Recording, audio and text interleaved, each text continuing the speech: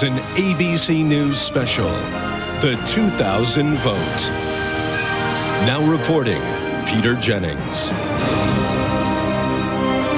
Good evening, everybody, and welcome to our election coverage 2000, ABC 2000. We're back in Times Square. We were for the great worldwide Millennium celebrations. Likes to think of itself as the crossroads of the world, but the crossroads of the world are everywhere in the country today, all over the country today. Millions of people, perhaps well more than 100 million people, are out voting today at every level of government in the country, for the president, for the Senate, for governors, for the House of Representatives, for any number of direct action referendum and initiatives around the country. And with an enormous team of people all over the country tonight, we're going to try to make it fun and exciting. It is inherently exciting already, and we'll try to make it instructive as well. As I said, people all over the country, this being billed as the polls close before the election as the closest election in a generation, and we're going to see in the course of this evening whether in fact it already or will live up to its billings. Now, the polls closed about an hour ago in 2 states, so we've already made some projections. We projected that George Bush has won the presidential race in Indiana and Kentucky, and now the polls have closed in 6 more states.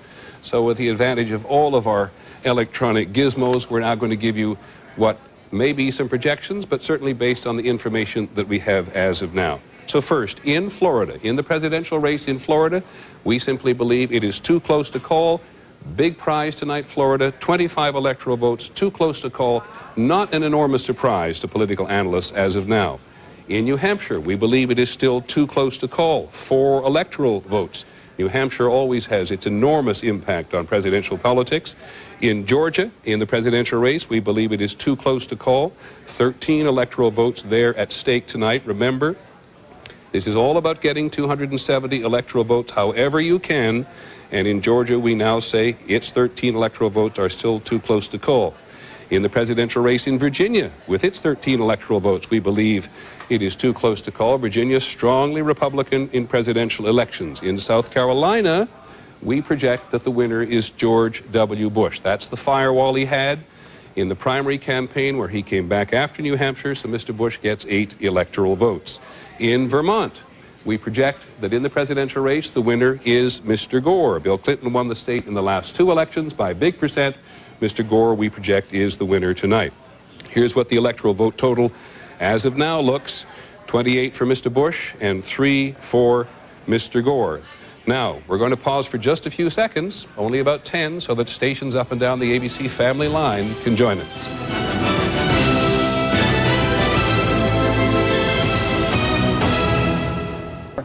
Then George Bush then having to run all of the smaller states. We see Mrs. Gore there with the vice president voting today. Is she as fresh most of the time as he is? She really is, Peter. She is, as many people know, one of his best assets on the campaign trail. She lightens him up. In fact, as he got on the plane to come home now in the early morning hours, 7, 8 a.m. This morning to come home to Tennessee, she kind of pushed him off on the stairway just so she could take a picture of him. She's a real amateur photographer. Thousands and thousands and thousands of rolls and films from the campaign. Thanks, Terry. We'll be back to you before long. Want to check in very briefly now with ABC's Dean Reynolds, who's been the last 18 months with Governor Bush. I suspect also a little ragged around the edges at this point. But I saw the governor, Dean, on television a little while ago looking very calm, very cool, and that was the public message, was it not? That's right, Peter. He had about 5 solid hours of sleep, he said, overnight. Not for him, the campaigning until dawn. Their feeling here is rather upbeat and anticipatory. One of them said they're waiting for that exclamation point to affirm what they all believe will happen tonight. Now, you're outside the State House. It's fairly early in the evening there in Austin. Tell us what's going on behind you. Well, it's freezing. We're all freezing here. It's uncommonly cold for this time of year in Austin. There's a great big screen behind me, and they're playing the biography of the governor, and a small crowd is gathering, but I think the wiser people are probably staying home. Okay, Dean, thank you very much. Dean Reynolds, who's with Governor Bush's campaign in Austin, Texas, which has turned out to be one of the most popular states in the South, one of the most popular states in Texas, university town among other, great restaurant town, great music town. So the press corps that's had to get back there occasionally with Mr. Bush hasn't suffered altogether. George Stephanopoulos, question for you about the weather. I think you said to me at one point early in the campaign, it basically cancels out. There's been some rain somewhere, there's been some snow. I think it should, although I have to say the Gore campaign seemed much more worried about the weather in the Midwest than the Bush campaign did. Donna Brazil, the campaign manager of the Gore campaign, was obsessively checking the weather reports over the last few days because she was concerned that if there was a lot of rain, a lot of sleet, they wouldn't get the full African-American vote in a lot of the big cities. Now, we've had some early indications, not from the Midwest, but from Florida, where I think the weather was fine, that the African-American vote was 5 points higher than it was in 1996, and that is a good sign for the Absolutely Democrats. crucial to him in half a dozen places. No question. It's crucial in Michigan, Pennsylvania, Wisconsin, and it was probably a big help, or it could be a big help to Mrs. Clinton here in New York. And you, I know, got out with both campaigns this year. They differed in many respects, as Dean Reynolds alludes. Governor Bush was much more laid back in terms of his campaigning than Mr. Gore. Oh, there's no question about it. And he had a really good relationship, I think, from what I could tell, with all the members of the press on his plane. I only went out with him for one weekend, but he was very laid back, very easygoing, and built up a strong relationship. He also, and I think the Bush campaign has done a terrific job all year of giving off a sense of confidence that they really know what they're doing, even at times when it didn't look like so sure. Let's ask our director, Roger Goodman. Is Dean Reynolds still there in Austin at the moment? I'm here. He isn't there. I was going to ask him about what the governor did when he got up this morning. One of the first things he did was call his mother and father. And he's been active in this campaign as well. Yeah, he is there. Dean, are you there? Yes, Peter. The governor made a lot of calls today. Who did he call? Well, he called a voter in Florida, Orlando, Florida, and then he called another in Detroit, Michigan, and he called his parents to assure them that he felt fine and that they shouldn't be nervous. And who's there with him in terms of family today? They'll all be there this evening. The governor's having dinner with his father right now, and then later on the whole Bush clan will be at the hotel here in Austin to watch the returns. And Terry Moran, one of the sad things, of course, for the vice president is that his father died not too very long ago, but his mother is with him, right? His mother is with him. He lunched with her today after that marathon, and she's here with him in Nashville tonight. And 30 years ago, Peter, on election night 30 years ago, the Gore family suffered a terrible defeat, electoral defeat, when his father went down to defeat for re-election in the United States Senate. That's a bad memory, one that they're hoping they can overcome tonight. Okay, thanks very much, Chairman. Now, we've just had an interesting alert from the Associated Press, which will give you some real sense now of how heavy the vote is in some places. The AP reports from St. Louis that a circuit judge in St. Louis has ordered the polls there to remain open until 10 p.m. And Broward County in southern Florida, which has been touch and go all through the campaign, is going to have extended hours as well. But if you're just joining us at the moment, just take a quick look at what we are looking at the moment. There's the map of the country, 270 electoral votes needed to win. I'm going to say it time again. We project already that Governor Bush has won in Indiana, Kentucky, and South Carolina, that New Hampshire is too close to call, but up there in the Northeast, the real bastion of Mr. Gore's support is the Northeast here, at least on this coast, and we project he has won in Vermont, Virginia, Georgia, Florida, all too close to call. Now, national election in three ways: presidential, House, and the Senate, of course, and a state and local election in many, many ways, with some of those state and local elections having very high profile for the rest of the country, but vital to everybody who lives in whatever respective community you live in. So we're going to break for a few minutes now to let ABC news stations across the country bring you up to date with the local races in your area. I hope you'll stay with us. I'm Peter Jennings for ABC 2000.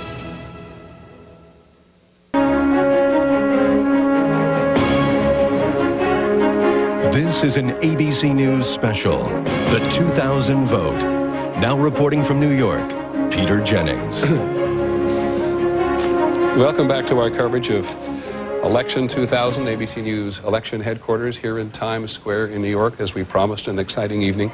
The polls have now closed in 3 more states. The polls have already closed in a total of 11 states. They've now closed in 3 more states, so we're going to at least give you some information based on the information we have, Projections are not necessarily projections, but let's go to the presidential race in Virginia, where we now project that in Virginia the winner is Mr. Bush. It's always been strongly Republican in presidential politics, despite its proximity to Washington, D.C. It's a southern state, and we project that Mr. Bush is the winner.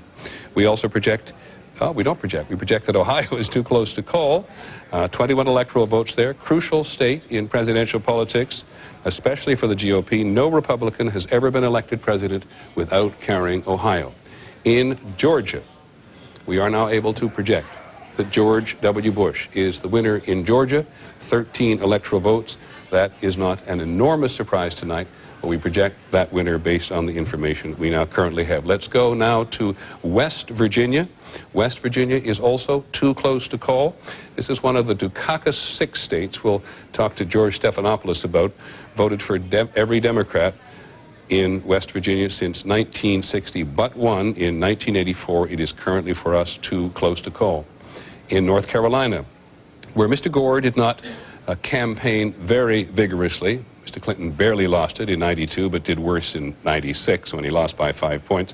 We now believe that North Carolina, based on the information we have, is too close to call. Now here's what the electoral vote total looks like so far. 54 for Mr. Bush and 3 for Mr. Gore. And there is our national map, which tells you red for Mr. Bush, blue for Mr. Gore. That's Vermont up there in the northeast corner for Mr. Gore. And the white are states in which we currently believe it is too close to call. Now here is the popular vote. We can give that to you in a variety of ways, but with 43%, not quite sure how that one's worked out with, oh, I see, Mr. Gore currently has 43% of the popular vote, and Mr. Bush, I think, has 55%. Don't know exactly how much is reporting throughout the nation, but at this moment, this is a fairly meaningless figure. But as you know, right up to election time, we have been talking ad nauseum about the possibility there might be a popular win for Mr. Bush and an electoral win for Mr. Gore, but it is much too early in the evening to begin talking seriously about that. A couple of governor races now in which we wish to make a projection. Here is North Carolina, where the Democratic governor, Jim Hunt, was term limited, and we project that the Democrat Attorney General Mike Easley, who's led throughout the campaign, is in fact the projected winner in North Carolina.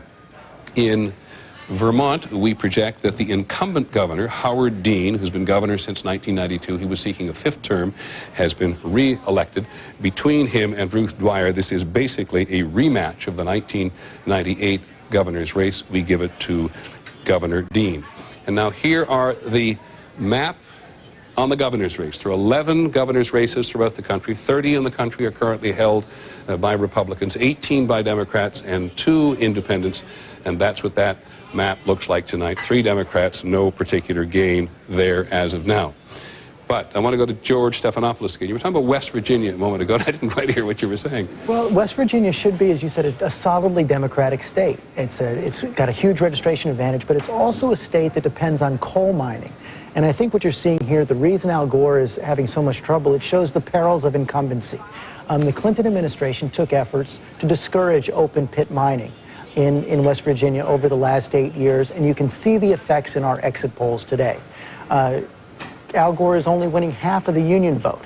United Mine Workers in West Virginia. Big force in the state, of course. Big force, 28,000 miners. It should be much higher than that.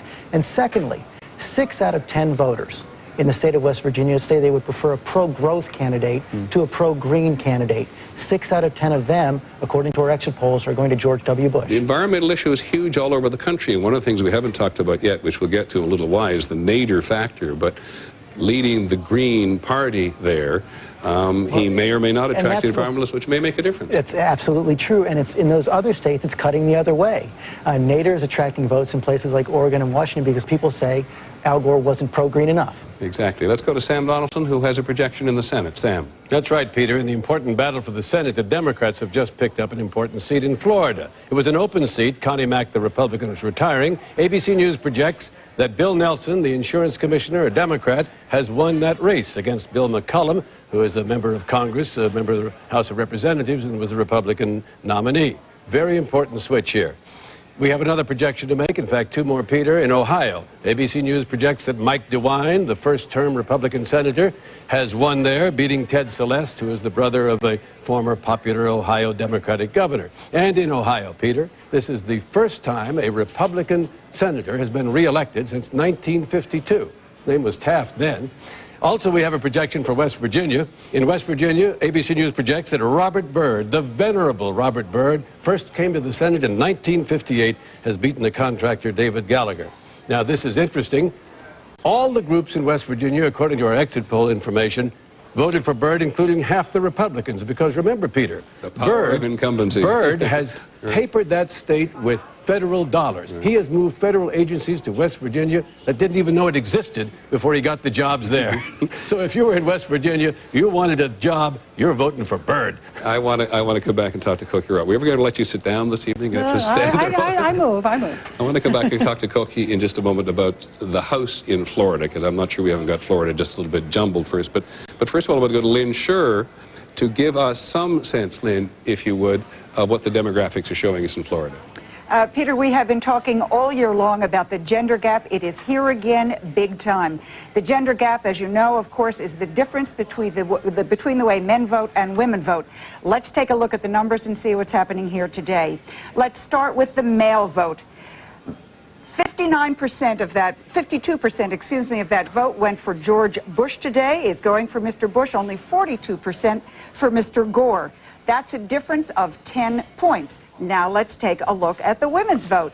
Here we go. Just flip the numbers and you will see that Mr. Gore is getting 53% of the vote, Mr. Bush only 43% of the vote. That adds up to a 20-point gender gap. It could be the largest since we started tracking all of this back in 1980. And Peter, the reason is that men consistently want smaller government. Fewer women are so sure about it. Lynn, how many questions, I've forgotten, do we have overall on our entire exit poll questionnaire? Well, there are 3 national questionnaires, Peter, and there is one for every state. So on each of the 3 national polls, there's around 24 or 30. So we have a lot of questions that we're asking all these voters today. Great, thank you very much. There are an enormous amount of questions on some of the ballots around the country.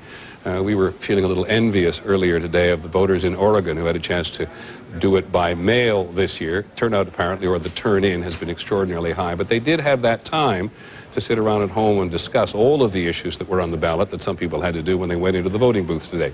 We'll talk to Cokie Roberts in just a moment about Florida. I hope you'll stay with us as we continue with ABC Election 2000. Take the ABC News American Election Challenge. In which state have the greatest number of presidents been born? Texas, Virginia, New York, Massachusetts. A serious challenge. And the Democrats seem to be doing well in Florida. We've called the Senate race for the Democratic candidate there.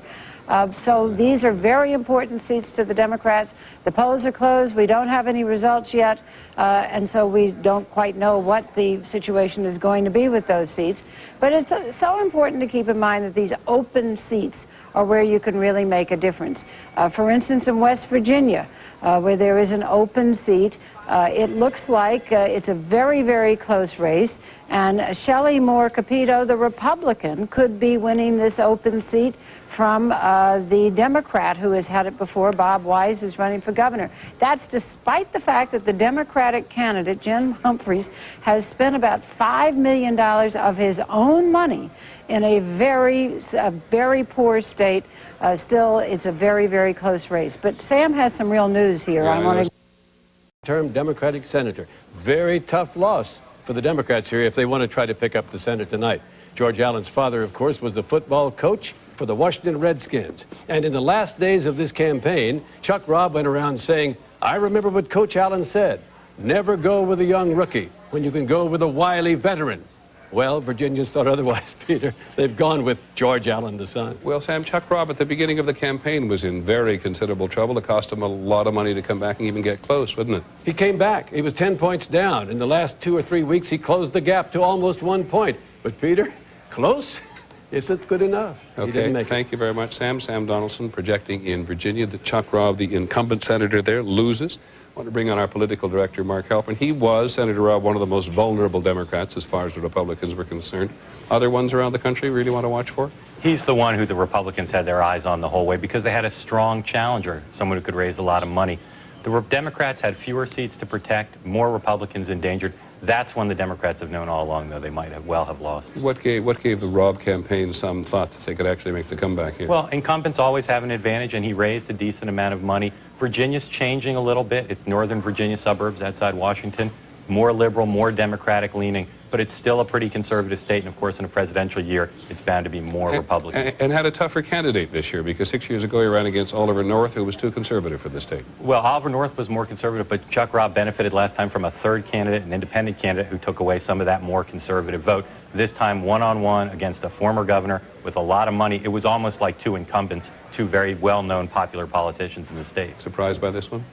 Not really. We knew it'd be close, but again, it was almost like two incumbents going at each other, and Chuck Robb has some positions that are pretty much to the left of Virginia voters, more conservative, and again, presidential year. Thanks, Mark.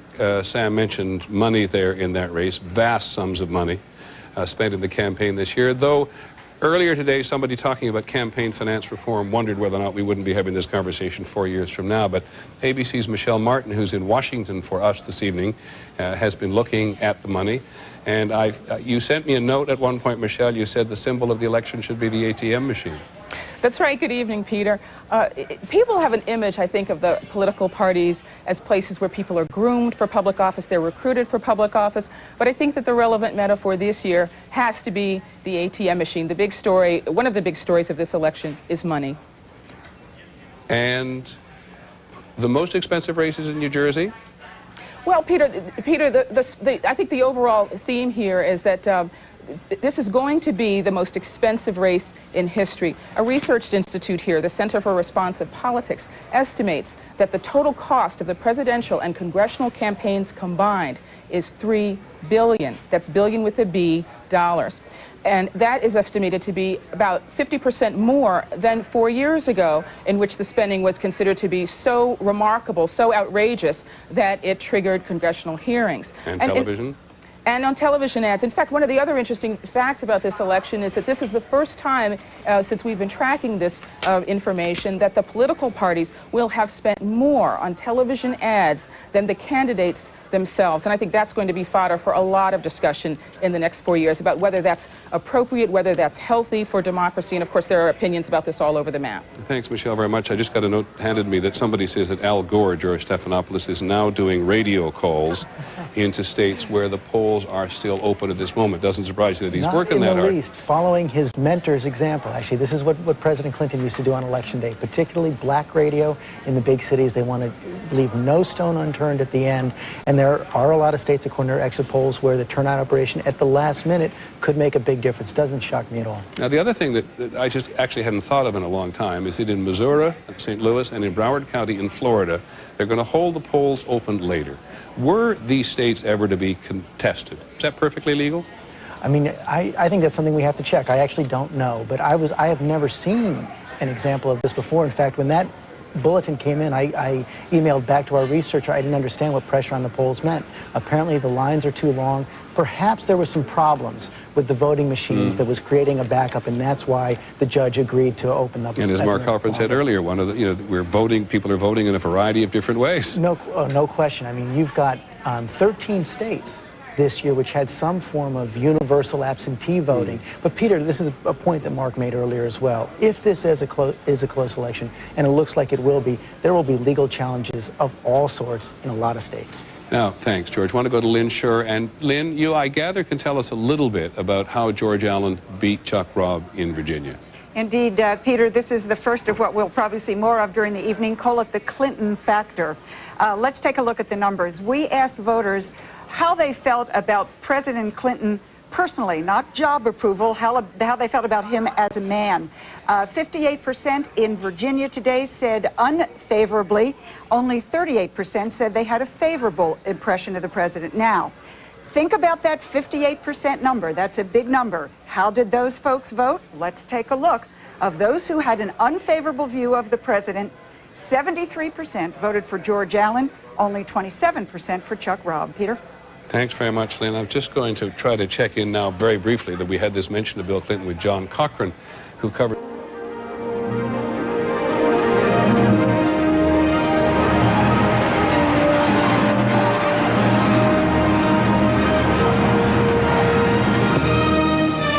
This is an ABC News special, The 2000 Vote. Now reporting, Peter Jennings. Welcome back to our coverage of election night from our election headquarters here at Times Square in New York. It is now 8 o'clock Eastern Time. The polls have closed in 16 more states and the District of Columbia. This will make for 27 states which have already closed, some of which we've been able to project, others have been too close to call. But we are now able to make a projection in the state of Florida. ABC News projects that Al Gore wins the state of Florida and its 25 electoral votes give him the first big state momentum of the evening. This is the biggest state where the race has been close and the fourth biggest electoral prize. We also now take a look at Pennsylvania, the other of the big three battleground states. We reckon that is still too close to call. Similarly with Michigan, we believe Michigan, 18 electoral votes, is still too close to call, one of the real battleground states this year. In North Carolina, we project that George W. Bush wins the 14 electoral votes there. Mr. Gore did not compete very strongly for it. In Missouri, another of the battleground states, we believe it is currently too close to call based on the information we have. The polls have just closed there. In Tennessee, Mr. Gore's home state, too close to call, 11 electoral votes there. In Maine, still too close to call there with its 4 electoral votes. Maine getting a lot of attention at the presidential level this year. In Illinois, we project that Al Gore is the winner. 22 electoral votes, not a great surprise, fairly tightly fought at the end, but it has voted with the winner in every election but one since 1920. We had projected that Al Gore is indeed the winner in Texas with its 32 electoral votes. I beg your pardon, I take that back. That's George Bush in Texas. In Alabama, we project that George Bush is the winner with its 9 electoral votes, one of the most reliably Republican states in presidential politics. We project Mr. Bush is the winner in Mississippi with its 7 electoral votes. We project Mr. Bush is the winner in Oklahoma, which borders Texas, but would not be a competitive state. In any case, its 8 electoral votes go to Mr. Bush. Kansas, not competitive in presidential politics, very Republican. We project that it's going to go to Mr. Bush. In New Jersey, we project that the winner is Mr. Gore. Again, not an enormous surprise. Mr. Bush made a last-minute stop on Saturday before the election, but it goes to Mr. Gore. We project that Mr. Gore is the winner in Massachusetts. Gave Mr. Clinton his biggest winning margin, very strong Democratic tradition in Massachusetts. And we project that Mr. Gore is the winner in Connecticut with the help of Mr. Joe Lieberman, his vice presidential candidate, and we project that Mr. Gore is the winner in Maryland. Now let's pause for just a few seconds now to let some stations join us as ABC 2000 continues. 7 p.m. So there was no particularly legal issue in there. Now we're going to talk to our resident historian, Michael Beschloss, who's with us on all of these occasions. He's in Washington tonight. Michael, I'm always wanting to test you. Let me test you a little bit here on close elections. 1960. 1960 is the classic, Peter. You know, tonight is the first presidential election in my lifetime, my adult lifetime, where I didn't know at the beginning of the evening who was going to win that election. The classic of this was 1960. John Kennedy and Richard Nixon, very close. At this point in the evening, believe it or not, one of the networks, not ABC, predicted that Nixon would be the victor by 100 to 1. That shows you how primitive the technology was in those days. But what was happening there was that there was a big break to Kennedy at the end, and it happened from 2 things. Number 1, bad economic news. Number 2, Dwight Eisenhower, the most popular man in America, had been campaigning for Nixon, really helping him. Nixon pulled him off the campaign trail, said, "General, it might strain your heart." That probably lost Nixon that election. Now, I recall in 1968, when there was a third-party candidate in George Wallace, the election didn't get called at 8 o'clock in the morning. Didn't get called until very late, and we were worried that year about the Electoral College, too, because there was the great possibility that Richard Nixon and Hubert Humphrey might not get enough votes to get above 270, and the man who would hold the balance would be George Wallace of Alabama, and that Nixon and Humphrey might be put into a position where they'd have to make a deal with George Wallace to win the presidency. Now, when presidential candidates have been out campaigning for that one last vote for that one last hour this year, they've been talking about 1976. 1976, Gerald Ford against Jimmy Carter. Into that election, people were saying that Gerald Ford had made back his 33-point lag behind Jimmy Carter in the summer. Many said that if Ford had gone on a day or two, he could have won that election. It was heartbreakingly close. He didn't declare that he had been defeated until the next morning, as we're seeing on the screen. His voice was very hoarse. I think we're probably seeing it right here. He calls on Betty Ford, his wife, to actually read his telegram to Jimmy Carter. Many thanks. Oh, sorry. Just hearing his voice there. Thank you, Michael. I'm going to come back to you in just a moment, if I may, and talk about the Electoral College. But let's go to our political director first, Mark Halperin. What are you doing over there in trying to figure out the computations? Al Gore's now won Florida and Michigan. Pennsylvania's to come of the three big three. If he wins the big three of these battleground states, does that put him up to 270? It gets him really close. It gets him really close. You know, Florida is a state that Governor Bush counted in every calculation we've talked about. His brother being the governor of Florida. We've talked about it being a Republican state at the presidential level. And yet, adding it to Al Gore's column gives him a really big leg up. They're really focused on Pennsylvania now, the third of the big three that we've not called for him. If they have those three, assuming they win the other big state in California, which they've been counting on all along, which we've not called, of course. How close was Florida? How close was California in the final polls? Do you remember? It got tight in some of the public polls. The Democrats were very confident coming in. Of course, Governor Bush campaigned there at the end, spent money there. But if he's able to win California, Florida, Michigan, if they're able to win Pennsylvania, New York, Illinois, those are big states.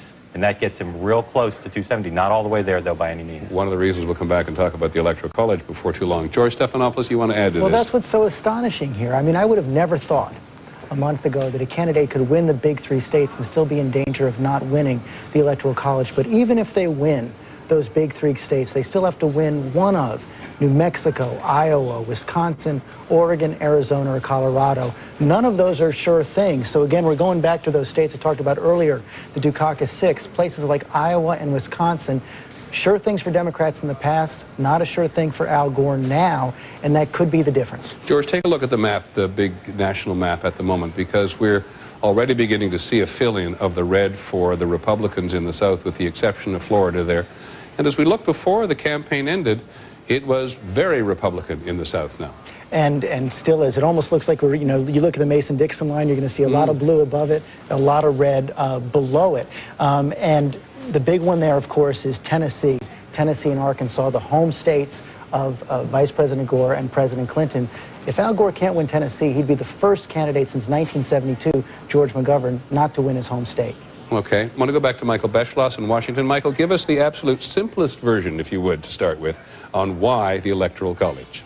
Well, you know, when the founders were trying to create this system, they were worried about a couple of things. They were worried that this would be a union that ignored the states. They also, at the beginning, there were a few million people with very great transportation and communications difficulties, and they were also against popular will. They didn't want there to be a direct vote by the people for president. They thought that might be too dangerous. So the result was that they had this Electoral College system, and you know, the rap against it is that it overrepresents rural states. You can have faithless electors. It's against the popular will. But you know, we're also seeing something tonight, and that is that it also compels a presidential candidate to pay attention to a state like Florida, to go down there, educate himself about local issues in a way that he probably would not if there was a case in which you had simply a popular vote. You use just one word that I think people are not always clear about, which is this word dangerous. In a couple of seconds, did the founders believe it was dangerous to give the vote to the common man, or that dangerous the common man wouldn't be fully informed about elections? They thought that both of those things were dangerous. They were very much for representative democracy. They wanted some kind of intermediary. That was the Electoral College. Okay, thanks, Michael. We'll be back to you before long. Take a look at our national map now. Mr. Bush has 130 electoral votes. Mr. Bush has 119, as George Stephanopoulos said. Look at the red there. Look at that blue in Florida. Mr. Bush, Mr. Gore has won in Florida. We're going to break for a few minutes to let ABC News stations all across the country get you up to date on your local news. I'm Peter Jennings. Thank you for joining us. We hope to stay with us.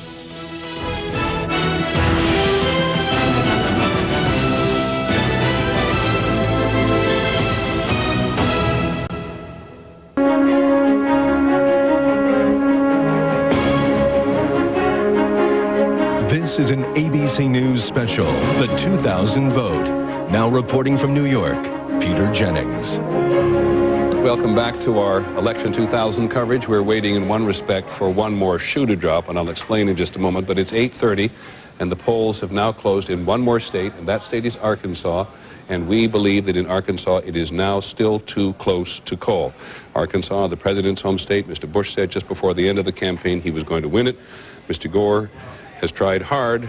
Mr. Clinton tried hard as well, but it is currently too close to call. So take a look at the map, because that's really is what it is all about, with 270 electoral votes needed to win. And you've heard us talk endlessly throughout the campaign about the big three of Florida and Michigan and Pennsylvania. Florida goes to Mr. Gore, Michigan goes to Mr. Gore, and Pennsylvania is too close to call. The rest of those red states, which are Governor Bush's states, projected by us at the moment, are states in which he was, for the most part, expected to win. There's been no great surprise in any of those.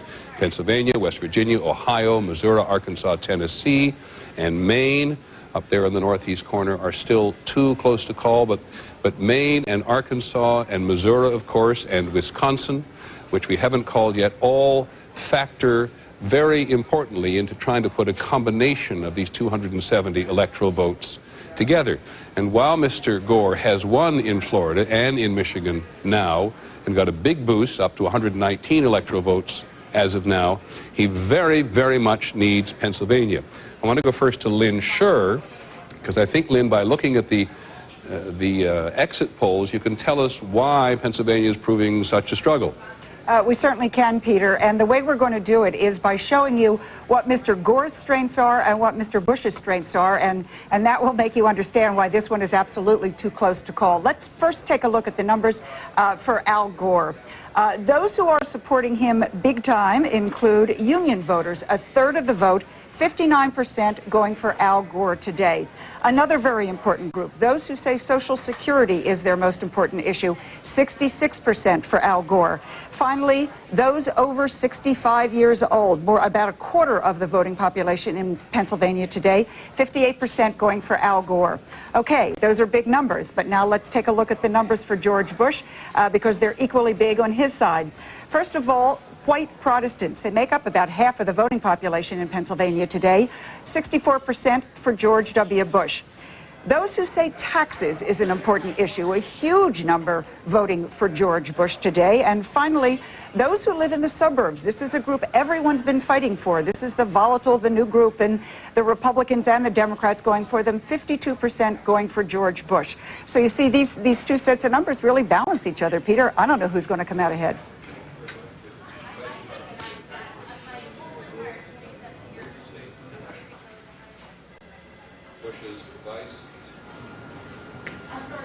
Well, Peter, that's right. That Tom Ridge could have been picked with Governor Bush, but he wasn't, and a lot of people thought that was a mistake. But Pennsylvania, even though thought it was going to be a good state for Al Gore, now it does look kind of tough.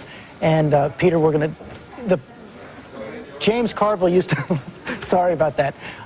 James Carville, President Clinton's former strategist, used to call Pennsylvania Pittsburgh and Philadelphia with Alabama in between. There's a long conservative stretch in Pennsylvania, but the big cities still go Democratic, and that looks to be part of the fight tonight. We'll be back in a minute. We were worried the computers would go down. It's the microphone. We'll be back in 1 minute. Take the ABC News American Election Challenge. Which state elected the first woman United States Senator? Virginia, Alaska, California, Arkansas. In a moment, the answer.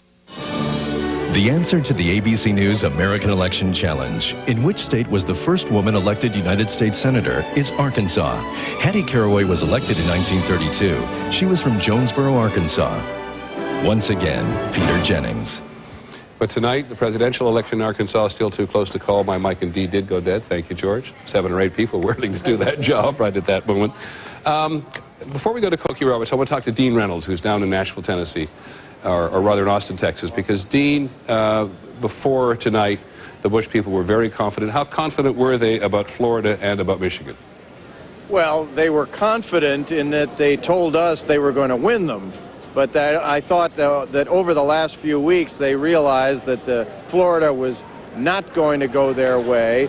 And Michigan, they thought that they could win, but they also knew it was going to be a fight. Now, they are telling us this evening that, well, we don't need Michigan and we don't need Florida, that we have all sorts of calculations to achieve the 270 votes, but it must be galling, Peter, for them to have invested so much time in both states, to say nothing of the fact that the governor's brother, Jeb, is the governor of Florida, and they still lost them. Well, the Governor Bush spent, what, 18 days in Michigan, 17 days in Florida. Do they really believe in the final analysis that Jeb Bush was going to make the difference? In many states, the governor didn't get as much credit as perhaps he got in the public.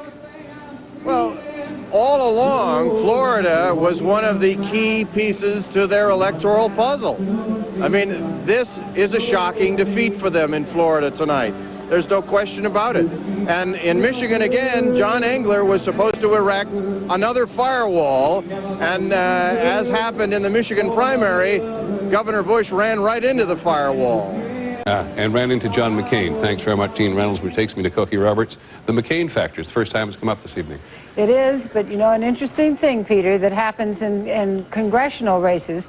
John McCain has been in 70, that's 70 congressional districts in this campaign year, just working unbelievably hard for Republican congressional candidates. One of those districts was in Connecticut, working against the Democratic incumbent, Jim Maloney, for Mark Nielsen. It looks like Maloney is winning that district tonight because coattails are probably stronger than John McCain is. And Al Gore is winning Connecticut with Joe Lieberman, the senator from there. The two endangered Democrats in Connecticut are probably okay. Similarly in North Carolina, endangered Republican incumbents, but it's a state where George Bush, we've given the state to George Bush. Those Republican incumbents, Charlie Taylor seems to be winning there. But again, in that other North Carolina race, where the incumbent is doing all right, McCain made an ad for him. So John McCain's coattails might be something to look for in 2004, Peter. And thanks, Cokie. We'll try to get a handle on the Nader factor, too. There's been a lot of talk about the Nader factor in the West, in Washington and Oregon particularly, but he campaigned very vigorously in Michigan as well. Sam, you have a Senate call. Big call from the state of New Jersey. ABC News projects that John Corzine, the Democrat, has retained that seat for the Democrats. Frank Lautenberg was retiring. He's defeated Bob Franks. Corzine is the former CEO of Goldman Sachs. He poured over $52 million of his own money into this race. Franks made a big deal out of this. Franks spent $4 million. And we know from our exit polls, Peter, this is very interesting, that there was concern over Corzine's spending, but the concern was equally divided. And in the end, people decided clearly by our exit polls that only 1/4 were very concerned and the rest voted for Corzine. Thank you, Sam. Which brings up another set of coattails. In this Senate race, George Stephanopoulos, Corzine tried to connect Bob Franks, Congressman, to Newt Gingrich. We haven't heard Newt Gingrich's name before tonight. Played up and down in the election. Haven't heard too much about it on the national level, in part because George W. Bush did a very good job early in the campaign last summer in distancing himself from the Republican Congress. Mrs. Clinton tried it here a little bit, though, against Rick Lazio here in New York. So Newt Gingrich is starting to fade, I think, in part because of the leadership example George W. Bush set. Now, John McCain, and this and also for Mark Halpern, our political editor as well, but you first, George, the issue of campaign finance reform, big issue for McCain. Corzine, very big money in the campaign.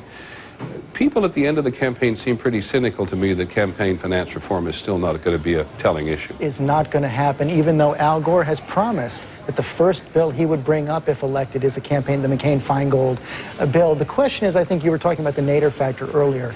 Were any of his voters drawn by this issue of campaign finance? He had a very strong anti-corporate, anti-special interest message. That's one of the things we'll have to look for later. But if Al Gore were to win this election tonight, and it were close, wouldn't he be under tremendous pressure from all other Democrats not to go ahead with campaign finance reform? Well, I don't think he can get away without doing McCain-Feingold after making it his #1 promise. And of course, he'll have the support of John McCain if he does. Our political director, Mark Halpern, John Corzine winning on money. There were other issues, but money, Bob Franks tried to make money the issue in the final days of the campaign. Campaign finance reform? You know, a lot of rich candidates have run and lost. Corzine had a big advantage, spent so much money in a state that's so expensive to run in. You know, George is right. Al Gore, if he won, would have to introduce this bill. Cite a colleague of ours, Ron Brownstein of the LA Times. People like the way the country's going to some extent. They don't like the way Washington works. John McCain ran on that, a big deal. I think Al Gore will say this is a way to clean up the way Washington works, and I think that has some appeal. It may be that I've missed it from Lynn Shure, but I might ask Lynn Shure to work for just a moment now on this question of the direction of the country. Fresh start, which George Bush has argued throughout the campaign, or you you know, these are great times, why change horses in midstream, as Mr. Gore argued. We're going to be able to project now the state of Maine, way up there in the northeast. We project that Mr. Gore is the winner in Maine. Only 4 electoral vote. As we said, we thought Ralph Nader was a factor up there. We thought he'd work against Mr. Gore. One of the questions about Mr. Nader throughout the latter days of the campaign as to whether or not he could be convinced by a lot of his former supporters who'd asked him to stop making such an effort to take away votes from Mr. Gore. Mr. Nader resisted, but it has not made a particular difference in Maine. 92 and 96, Maine was Ross Perot's best state, so it's a little hard to tell at the moment what the independent vote up there has meant. Sam, on this issue of money, do you see anything as you walk around Washington? How much pressure is there within the political establishment for campaign finance reform, let alone it's been an issue on the stump? Peter, I've got to tell you, everybody says they're for it. Everybody says that we should do it. But when you talk to individual members, they sort of like, most of them, of course there are obviously exceptions, the present system. Mitch McConnell, the Republican who heads the Congressional Campaign Committee in the Senate, is a dedicated foe of it. Trent Lott is a dedicated foe of it. If the Republicans retain the Congress, my guess is that we'll talk about it some more. But we're not going to have a very major bill. Peter, because one thing is, if you take the money out of it, we're all for that. Who pays for the television time? Who pays for the expenses? How do you do it? Do we go to taxpayer finances? Should I ask the taxpayers out there, you want to finance all the federal elections out of your own pocket? Maybe, but that's the problem. You can't replace something with nothing. Okay, Sam, thank you very much. The Democratic National Committee tells us they're trying in Wisconsin, New Mexico, and Little Rock to keep polls open. They're just trying at this point. They haven't succeeded. George is an obvious answer for that one. Well, what they want to do, obviously, is get their turnout out at the last minute. And this is an acceptable remedy under most state laws. We're not sure where they're going to succeed, where they won't, but it's certainly legal. Okay, thanks. We're able to make a call in New Hampshire in the governor's race now. This is not, as said, an enormous surprise. We now project, ABC News does, that in New Hampshire, Governor Jeanne Shaheen, the incumbent governor, she's seeking a third 2-year term, has been re-elected. She was mentioned as a vice presidential possibility for Mr. Gore. She's running against Gordon Humphrey, who established quite a reputation for himself as a conservative when we were in the Senate. Lynn Sherr, on this question of money, I can't remember whether we asked in the exit polls whether money was a big issue in campaign finance for people. We didn't ask it overall, Peter. We asked it in a few individual states, including New Jersey, as Sam reported. And as he pointed out, the voters didn't seem to care that much that Jon Corzine had spent all that money. And Michelle Martin joins us from Washington, because, Michelle, we should not be surprised that people were motivated to give so much money with so much at stake in the election beyond the presidential race. Absolutely, Peter. If you want to know why this is such an expensive race, there are 2 main reasons. One is, of course, soft money. Those are the large, unlimited contributions that corporations and unions can give to the political parties directly. They're not allowed to give to the individual candidates, which are supposed to be used for party-building activities. But the second reason is expenditures by outside interest groups. Those are groups like the National Rifle Association, the National Abortion Rights Action League, and those groups started fundraising very early because they sensed that there was a lot at stake. Not only the presidential race, but control of Congress and arguably the Supreme Court. These groups were very motivated. In fact, I talked to Kate Michelman earlier today, the head of the National Abortion Rights Action League, and she said that they started advertising in 1999 when they thought that George Bush would even be the front runner because they wanted to define him early. Many thanks, Michelle. It's also true the parties like to recruit people who will finance themselves. Jon Corzine in New Jersey, Maria Cantwell in Washington. We're not close to calling the races in Washington at all, but there's a very tight Senate race up in the state of Washington, and Maria Cantwell has very largely financed her own campaign. Take a look at the national map, just lest we never forget exactly how close this is at the moment. We've lost our map for a second. Now there it is, back again. In the presidential race so far, these are the states which have been won. Those in red, won by Mr. Bush. Those in blue, won by Mr. Gore. Those in white, still too close to call, and the ones in yellow, of course, in the rest of the country, those where the polls have not yet closed. Want to go to Capitol Hill because ABC's Linda Douglas is on Capitol Hill this evening just to give us a feel of what it's like in assumedly that very empty place tonight. Well, certainly leading up to all of this, it's a state of high anxiety, Peter. The Republicans, who of course control the Congress, control both houses in the Congress, are counting on an all-Republican government here in Washington. It's making them very anxious to see Gore doing as well as he is doing. They've made a lot of plans, which we can certainly talk about later on this evening, about how to govern with a President Bush. There is a lot of resistance to governing with a President Gore. Many of the staffers and members of Congress that I've talked to over the last several days say that Gore has very poor relations up here with Republicans on Capitol Hill. So there's a lot of hand-wringing, as you can imagine. I much appreciate it. Cokie Roberts, who spent much of her life on the Hill. Cokie, my impression at the end of the campaign was whichever man won, the members of the other party were not going to be nearly as cooperative as the candidates told us. Well, I think that's right, and I think that both houses of Congress are likely to have such narrow margins either way that it's going to be very, very difficult to govern at all and to cross party lines and anything by way of cooperation. One of I would say the single most endangered Democratic incumbent, Rush Holt in New Jersey, appears to be headed toward victory tonight over Dick Zimmer, who held that seat a couple of terms ago. Now, this was one where Rush Holt had gotten elected because he ran against impeachment, and he was elected in the middle of all of that. Then he looked like he was headed straight for defeat. Now he appears to be headed for victory. This is going to be a seat by seat by seat, eking it out to see who has control of the House of Representatives. We probably won't know till tomorrow, Peter. Well, in fact, I recall you telling me some weeks ago you thought we might not know for some days because one of the things we take into account at every level tonight, of course, is the absentee ballot. Absentee ballots, write-in voters, write-in ballots in Oregon and Washington.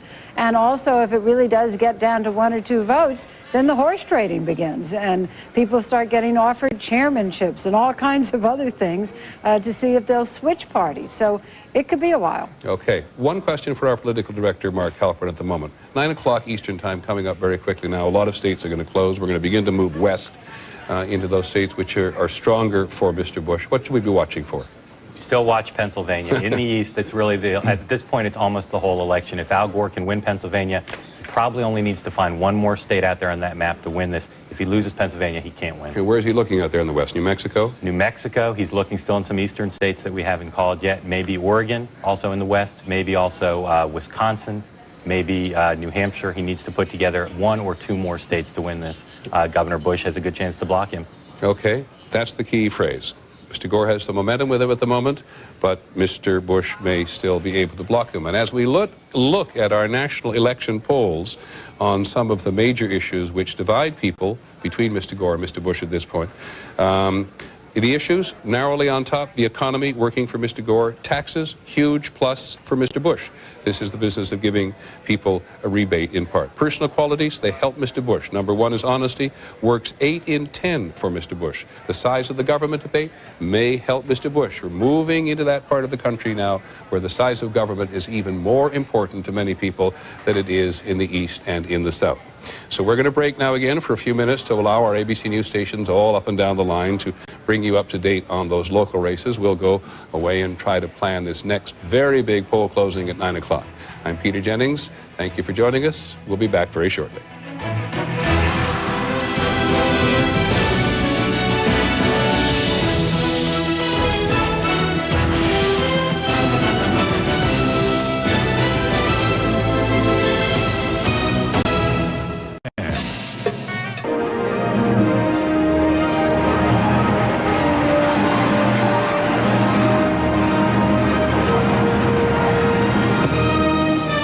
This is an ABC News special, The 2000 Vote.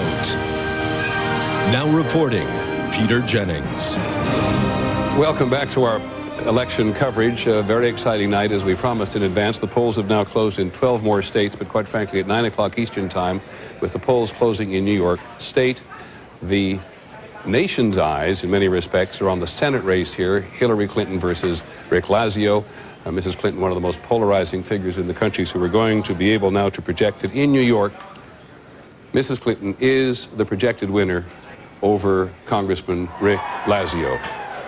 Those are her headquarters there in New York City tonight. where they now hear the projection that Mrs. Clinton is going to be the next senator for New York. Open seat, Senator Daniel Patrick Moynihan retiring, second most watched election of the night, surely, even before Rudolph Giuliani, mayor of New York, quit the field. The race had already become very tight and very expensive. Let's go on and make some presidential calls. I said the polls have now closed in 12 more states, but I should tell you first that there's a big effort now to keep the polls open in a variety of places. We'll come back to that in a second. Let's do the projections as we know them. In the state of New York at the presidential level, we now project that Mr. Gore is the winner, strongly Democratic state at the Democratic level all through the 1990s. In Rhode Island, one of the linchpins of Mr. Gore's support in the Northeast, 4 electoral votes we projected for Mr. Gore. In Nebraska, we project that George Bush is the winner with 5 electoral votes there, voted more Republican than any other state in the last 50 years. North Dakota, we project Mr. Bush is the winner, 3 electoral votes there. Keep your ear on the numbers.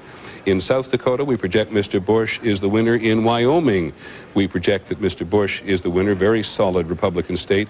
In Wisconsin, with its 11 electoral votes, another state over which there's been a very, very fierce battle that is still too close to call, even though Wisconsin voted for Democrats in the last 3 elections. In Minnesota, it is still too close to call. Nader factor there, independent state, independent governor, Jesse Ventura, too close to call.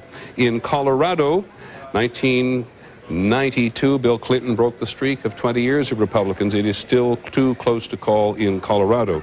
In Arizona, 8 electoral votes, John McCain's home state, too close to call. Mr. Clinton won it in 1996. In New Mexico, too close to call, and it's one of the places where the Democrats are trying ferociously at the moment to keep the polls open so they can get their people to the polls. We'll come back in about 10 seconds to continue these presidential projections.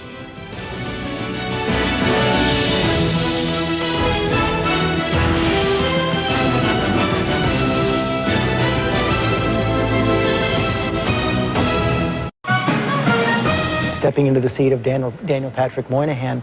And I got to tell you, I was surprised. I never thought, looking at the beginning of the Clinton administration, this is something Mrs. Clinton would do, but she came here, and I think it'll look like she won because she ran as a New York senator. She tried to denationalize the race and really show that she was concerned with local issues. She did have some difficulty as to whether she was a Mets fan or a Yankees fan. That's right, and that's why she ended up not going to the World Series. But as I watched throughout the campaign, one of the things I thought she did very smartly early in the campaign was to go to upstate New York, where she became very familiar with local issues in a traditionally Republican area. And Rick Lazio never quite caught up. He didn't catch on to it early on. He held back, spent more of his time raising money than in those all-important towns in upstate New York, in Buffalo, in Rochester, the little towns around.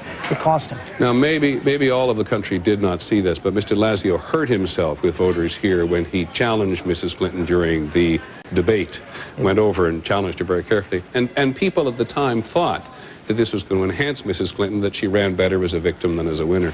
It's always helped her in the past. Her popularity during the whole Monica Lewinsky affair went way up. She was always hurt when she was seen as more assertive in the health care effort, but in this campaign, in the end, I think she won it more on the issues and by trying to take a lot of the venom out of the campaign. Okay, thank you very much, George. Now, we asked you a question at home as to whether or not you thought Mrs. Clinton would go on to run for the presidency, and here's your answer. Those of you who have access to your computers and to a television believe, 84% of you, that Mrs. Clinton will run for higher office. I emphasize on behalf of all the people in our polling unit, there is nothing scientific about that. It may be fun. We'll be back in just a moment. I want to make a projection very quickly. In the state of Louisiana, ABC News now projects that Governor Bush is the winner of the 9 electoral votes in the state of Louisiana. It was one of the more contested states, probably the most contested state in the South in this cycle. We now project it for Mr. Bush. And I suppose it's apt that we stand around in intimate circumstances to talk about Hillary Clinton. What do you think? Well, the fact that she's won in New York certainly puts her in a very strong position. She will be the star of the Senate when she goes there, whether the other senators like that or not. They're not people who really like to share stardom. But the real question is whether Al Gore wins for president tonight, because if he does not win for president, she becomes the star of the Democratic Party. If he's president, she's in a very different position. But if he wins the presidency and he wins re-election, she just has to wait 8 years. Peter, I'm convinced this very ambitious woman wants to be president of the United States. And why not? a woman will be someday. She is not only the star, but remember, John Kennedy came to the presidency from the back bench of the Senate, so the fact that she's a freshman senator. You just can't wait for that race, can you? The fangs have come out for both sides, may I say, equally. Well, I did say that she was one of the most polarizing characters in the country. George, she's done very well in this race, though. She's done very well in this race by going underground almost in the state of New York. And to pick up on what Koki's saying, though, if Al Gore does not win tonight, all eyes immediately will be on Mrs. Clinton. She'll be the great liberal hope. I actually think that will increase pressure on her to take herself out very, very firmly right away. She made a promise to the people of the state of New York. I know it's Sam's comeback is going to be right now. Bill Clinton made a promise to the people of Arkansas in 1990 if they re-elect him, he would serve 4 years. Sam, promises, schmomises. I'm not going to say there's no way, but immediately, if she's in that position, the Republican Party will start to raise money off her. She will feel a lot of pressure to take herself out. She's in the Senate, if Gore is president, and she's in the Senate for 8 years of his presidency, she can stop being such a polarizing force. People become another kind of person when they're actually dealing with legislation and dealing with other members of the Senate. And it depends on what kind of record she... Time helps her. There's no question about that. Remember, look at Richard Nixon. By the time he won for the presidency, it was his third time. He had been a polarizing figure. She's helped in her quest for the presidency, if that's what she wants, if Al Gore wins. A wonderful race if George W. Bush doesn't win, to have in 2004, Hillary Clinton against John McCain, against Jeb Bush. Sam, you're going to flog this. Let's cut away for a second to Mrs. Clinton's headquarters here in New York, because there is obviously an enormous celebration going on there at the moment. ABC's Mort Dean is there. Mort? Well, Peter, the crowds of Democrats who supported Mrs. Clinton have begun to enter this room and mount the stage. The word has spread that she is indeed the winner, and she worked long and hard for this victory. It was a 16-month-long campaign for her as she tried to overcome a mountain of criticism that she was an ambitious outsider interested in advancing her own agenda, but not the agenda of New York State. So she succeeds, and the party begins. Thank you, Mort. Judy Hope on the left there from Suffolk County, the chairman of the Democratic Party in the state of New York. She says she'll get, originally from Arkansas, she says she'll get out of it after this. Exactly.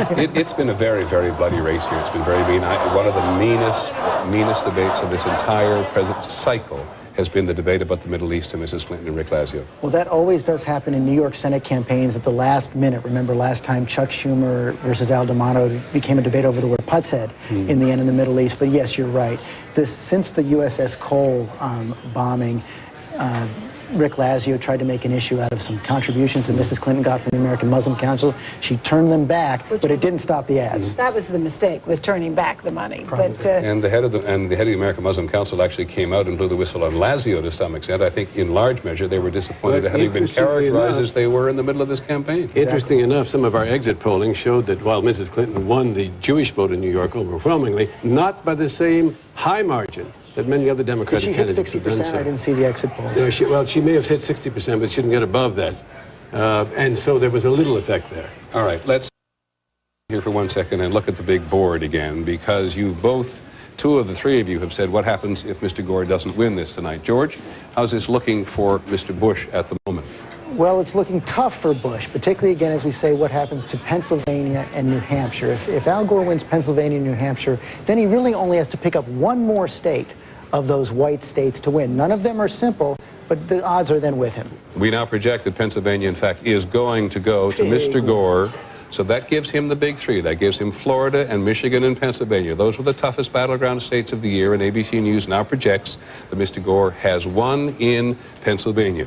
We're going to go away to our local news stations all the way across the country now so they can bring you up to date on the local races, but this is very tight. We hope you'll stay with us.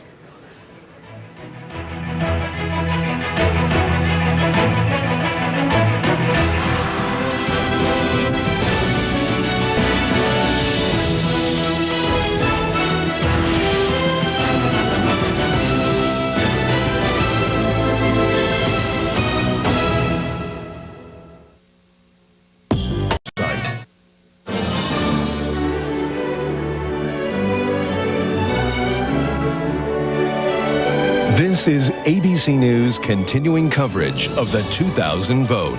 Now reporting from New York, Peter Jennings. Welcome back to our political coverage of election 2000. It's turning out to be quite a ride. We're now able to make a couple more projections. We're going to go first to the presidential race in the state of Ohio. And ABC News now projects that the winner in Ohio is Mr. Bush. 21 electoral votes, crucial state in presidential politics, especially for the Republicans. No Republican has ever been elected without carrying the state of Ohio. We project it for Mr. Bush.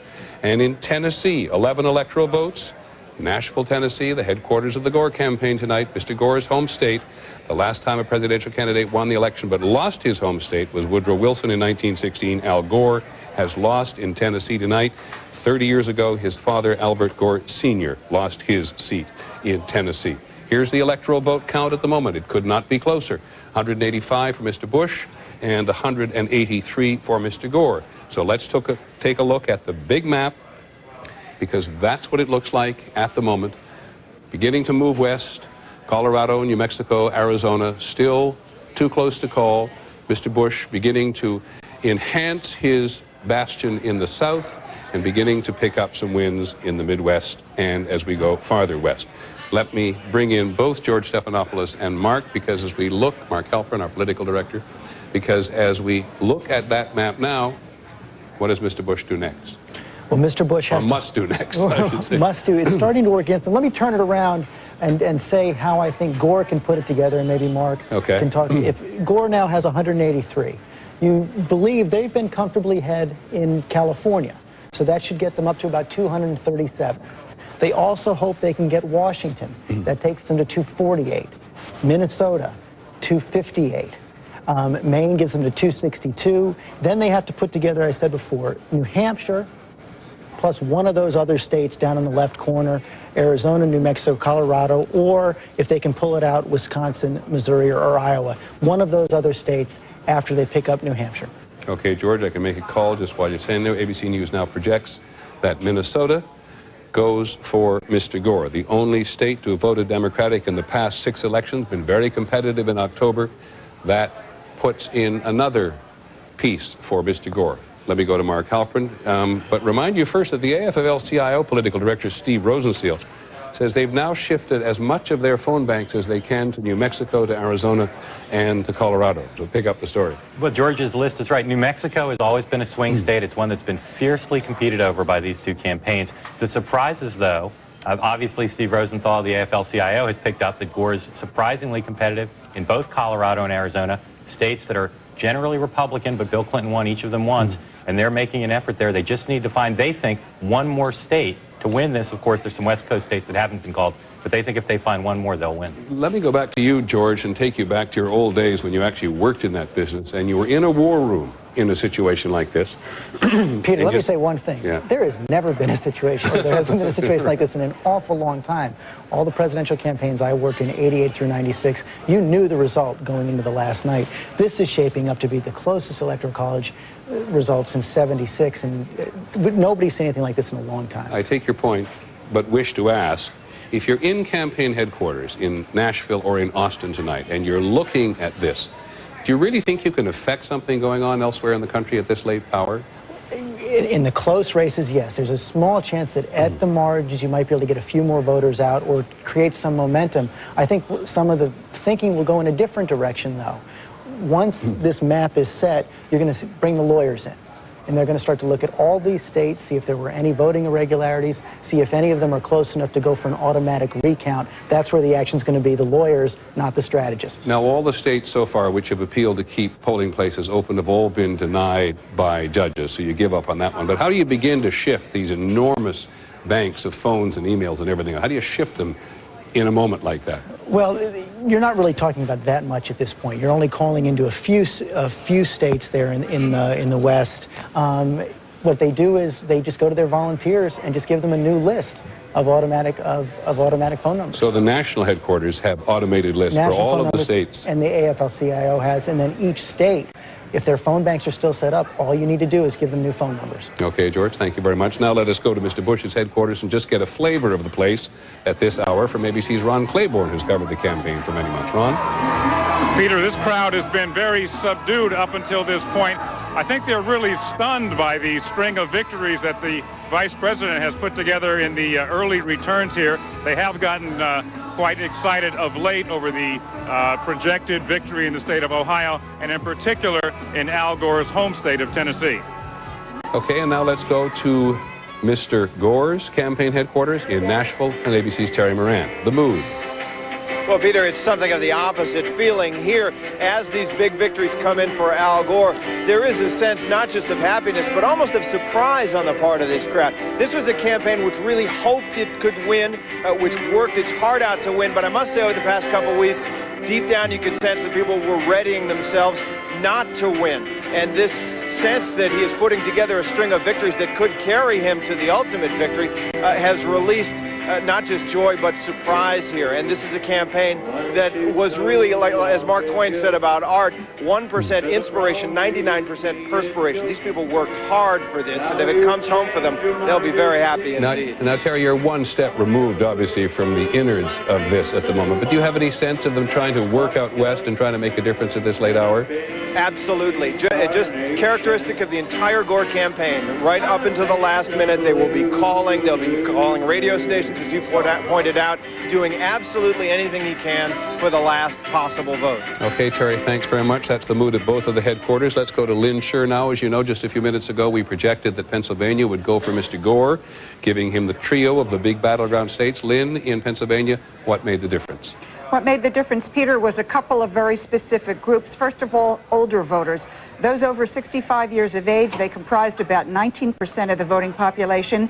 And in Pennsylvania, older voters split this way. 60% went for Mr. Gore, only 38% for George Bush. Another very important group of voters for Al Gore, those living in Philadelphia and voting there.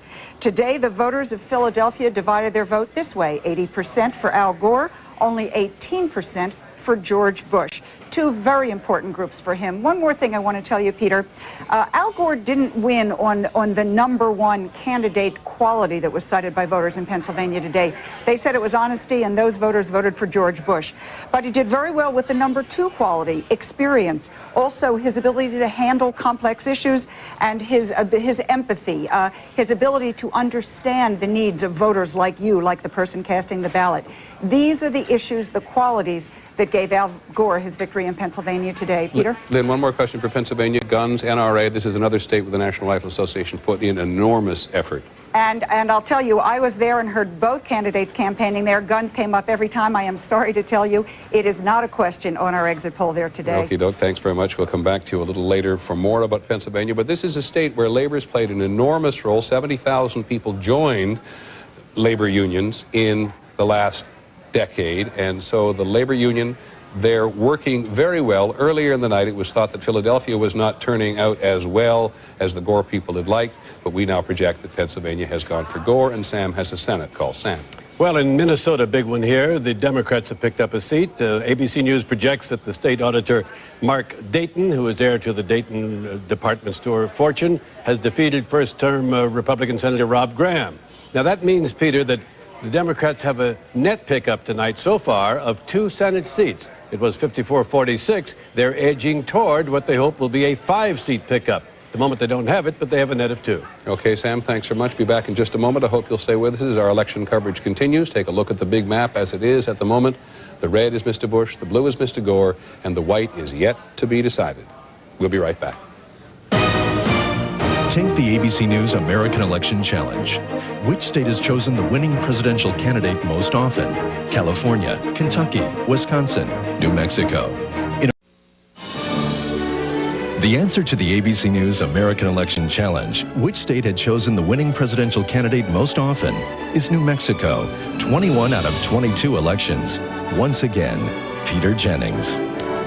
Indeed, New Mexico has voted with a winner in every presidential election since 1920, but one in 1976. Mr. Ford took the state, not Mr. Carter. And now ABC News is in a position to project in the state of New Mexico that Al Gore is the winner in New Mexico. ABC projects that Al Gore is the winner in New Mexico, another key piece for Mr. Gore as he tries to reach 270, and everybody around me wants to talk about New Mexico. Mark Halpern, let's start with you. Again, highly contested state. Governor Bush thought it was a good state for him, the western part of the state, a lot like Texas. They call it Little Texas.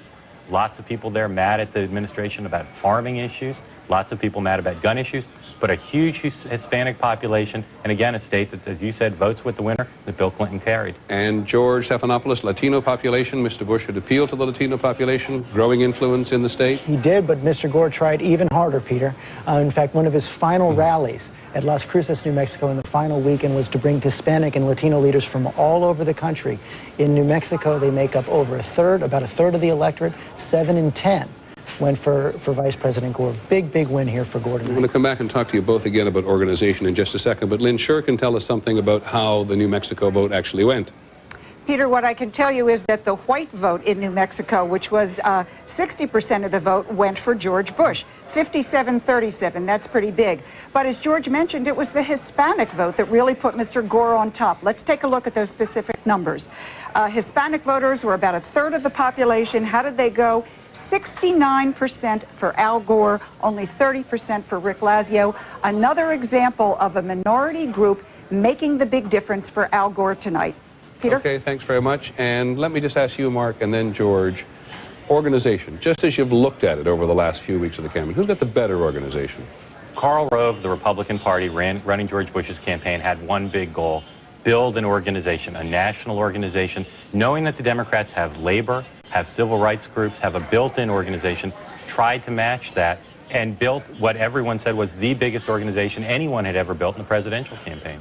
And George Stephanopoulos, do you see any, do you agree with that? Well, I do, except, no question Karl Rove tried to catch up, but he couldn't do it. In fact, I think if these numbers hold up as they're going right now, there's going to be a new political star in the Democratic Party, and his name is Michael Hooley. Right. He was the turnout guru for the Gore campaign, a Boston political operative. They set up big turnout operations in all these states. They even had people like the former Dukakis campaign manager, John Sasso, running field operations in an individual state. He comes from the old school of politics, the old James Michael Curley school of Massachusetts politics, and they really got a lot of troops out there on the ground. He'll get a lot of credit. Says something about his efficiency that we have a picture of him ready to actually go in the file. Cokie Roberts has some house calls. Cokie. We do, Peter, and ABC News is ready to say that the Democrats will gain seats in the House of Representatives tonight. However, we're not yet ready to say whether they will gain enough seats in order to take control of the House of Representatives, and I can show you why that is. Here is a Democratic pickup in Oklahoma, 2nd District, where Tom Coburn, the incumbent, retired because he had term limited himself. The Democrat Brad Carson has defeated Andy Ewing, a car dealer there. Brad Carson was supported by the National Rifle Association in his primary, so very much of the district. But to show you how hard it is for the Democrats, in Pennsylvania's 4th District, Melissa Hart has won an open Democratic seat. She is a Republican. That was a seat abandoned by Ron Klink in order to run for the Senate, and he has lost that Senate seat. And in New York's 1st District, Felix Grucci, the Republican, has defeated Regina Seltzer, the Democrat. That was also a Democratic seat that is now switched to the Republicans. So although we expect Democrats to pick up seats tonight, it's going to be eking them out. So far, the Republicans are up 1. Cokie, let me just change the subject with you slightly. Why does Al Gore lose Tennessee? Why does Al Gore lose Tennessee? Partly because it's become a very Republican state. Both senators from Tennessee are Republicans, and he has had a hard time there. And George Bush paid a huge amount of attention to Tennessee, spent yesterday in Tennessee, and was dying to take it from from Gore. Looks like he did. Okay, just one thing about Mr. Bush now. You know that we have projected Florida for Mr. Gore. I think everybody's now projected Mr. Gore winning in Florida. Mr. Bush says he is not yet ready to concede Florida, so that only complicates the evening just a little bit, but only at that first level. Mr. Bush says he is not ready to concede Florida. Mark Halperin on why Mr. Gore loses in Tennessee. It's an increasingly conservative state, and of course, just like his father 30 years ago, he's been accused of getting a little bit more distant from Nashville, more of Washington than of Tennessee. And it's a state that's got now a Republican governor, 2 Republican senators. It's almost not his home state, as the Republicans have charged. And has a lot of tobacco. That's right. Tobacco, a tobacco state. And again, a state that has all the things out there that people have not liked in other states. Guns, a lot of people, Second Amendment advocates. a pro-life community, lots of things that have caused trouble for Al Gore in some other states. Okay, I want to bring back Michael Beschloss, our historian, who's with us in our Washington Bureau tonight, because, Michael, the last time, I've said it before, that a presidential candidate won the election but lost his home state was Woodrow Wilson in 1916. That's exactly right, and that was another very close election in which his opponent, Charles Evans Hughes, went to sleep thinking that he was going to be president, and when he woke up, someone said to a telephone call, "The president can't take your call," and the caller said, "Tell him he's not president anymore." It doesn't look as if that's going to happen tonight. What else catches your eyes? This is very close, Michael. Very, very close still. It is a very close election, and we cannot say who's going to win. But, you know, one of the things we're going to have to come up with in the next few days is what accounted for the victory of Mr. Gore or Mr. Bush tonight, especially the last few days. And it makes me think a little bit, Peter, of 1968, Nixon versus Humphrey.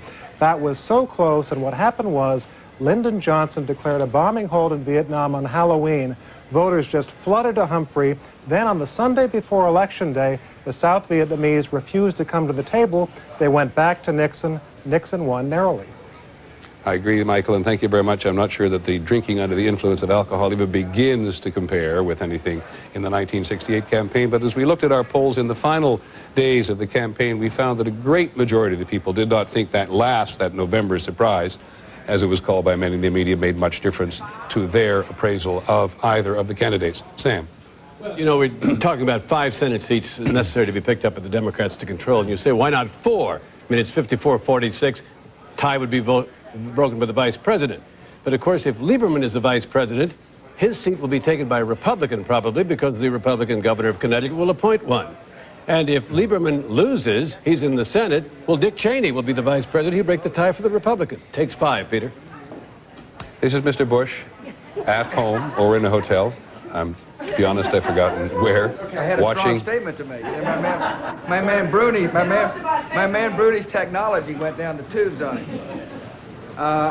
This was Governor Ridge calling. It just happened to be calling when y'all came up, and he doesn't believe the projections. He believes there's a lot of votes still outstanding. That we've had heavy turnouts in what he calls the T of Pennsylvania. We're getting the same report out of Florida as well. The networks called this thing awfully early, but the people actually counting the votes are coming up with a little different perspective. And so we're pretty darn upbeat about things. Okay, Governor Bush pretty darn upbeat about this, and as you heard us say just a moment ago, Mr. Bush does not concede in Florida. Gets a call from Governor Ridge of Pennsylvania saying that the votes have not all been counted in that T of Pennsylvania, with the Republican strength in the northern part of the state and the western part of the state as well. We shall see as the evening goes on. In the past, there have been mistakes in projections, but not very often. We're going to break away for local stations all across the country now to bring you up to date with your local races. I hope you'll come back. I'm Peter Jennings at Times Square, ABC headquarters in New York.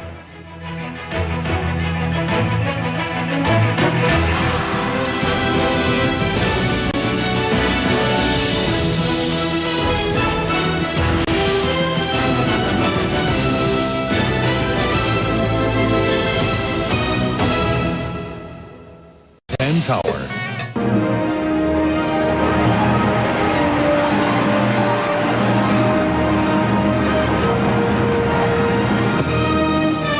This is an ABC News special, The 2000 Vote.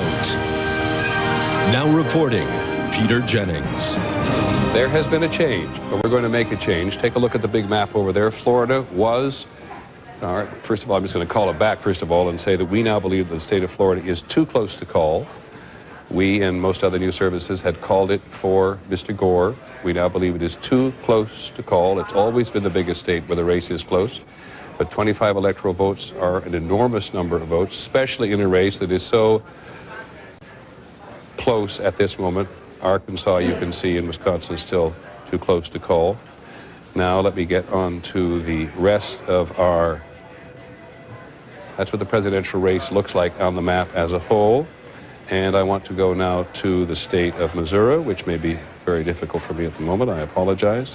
Sometimes the technology doesn't work. Florida too close to call. Okay, we're going to go project Missouri. Missouri for Mr. Bush. 11 electoral votes every election since 1900, but once. Missouri sided with the winner Mr. Clinton won that twice, so we project now that Missouri is won by Mr. Bush. We project that Utah is going to go to Mr. Bush. That's the biggest winning margin for Republicans in the last 2 elections. We project that Mr. Bush is also the winner in Idaho with its 4 electoral votes, part of that solid block of Republican states in the mountain region. Montana, we project, goes for Mr. Bush. Not been contested really at the presidential level this year. In Iowa, where it all begins with the Iowa caucuses at the very beginning of the campaign, state voted for Democrat in the last 3 elections. We now believe that is too close to call. And we also believe that in Nevada, it is too close to call.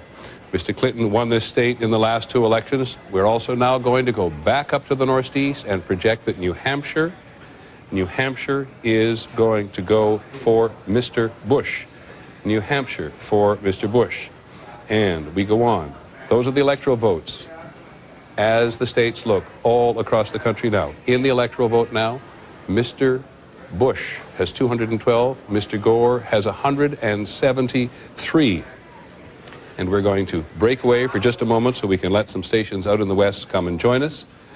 And we hope you will stay with us for an election that is proving to be even more incredibly close than some of us thought going in this evening. Hope you'll stay with us.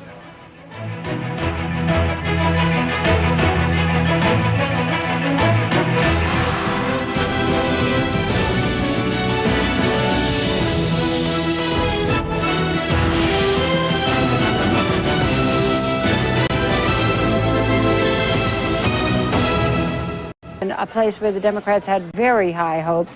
So as I say, for the Democrats to take over the House tonight, going to be very tough. There's some more conservative Democrats running for the House this year, and we have a couple of very good visual aids on the current makeup of the House and the Senate and what it would take to shift them. So if I can ask the control room to get those ready, we'll come back to them right after Sam Donaldson on the Senate. Sam.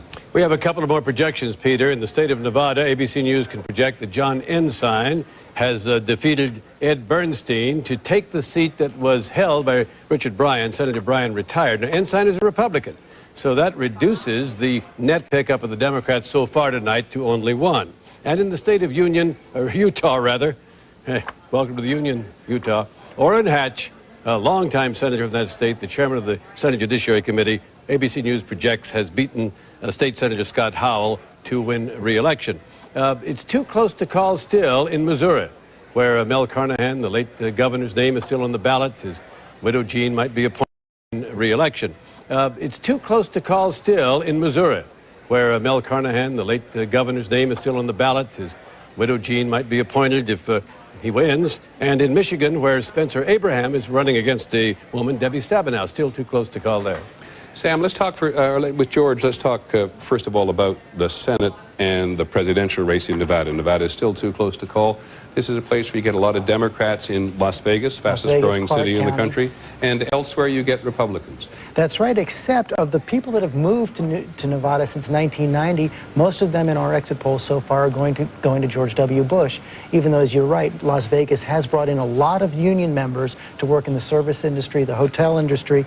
But in Nevada right now, Gore is only winning a bare majority of union voters, far less than he's winning in many of the other states across the country. And here, of course, in Nevada is another example. We haven't even done the referendums or the propositions around the country. Quite frankly, the presidential race is too wild. But Nevada is one of these places where an enormous local issue, what to do with nuclear waste, has been on everybody's mind.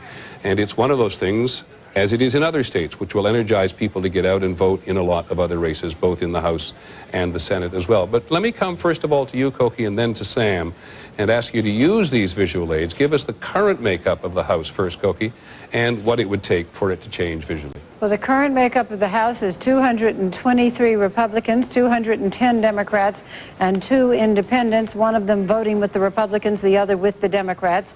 So the Democrats need 7 seats to take the House. Now, they already have one of those 7. There's a Democrat running tonight who is unopposed. So they need 6 seats. Doesn't sound hard, but as you've been seeing from the calls we've been making, they win one here, lose one there, win one here, lose one there. So even though we've projected that they will pick up at least some seats, so far it's hard to see them picking up the 6 they need.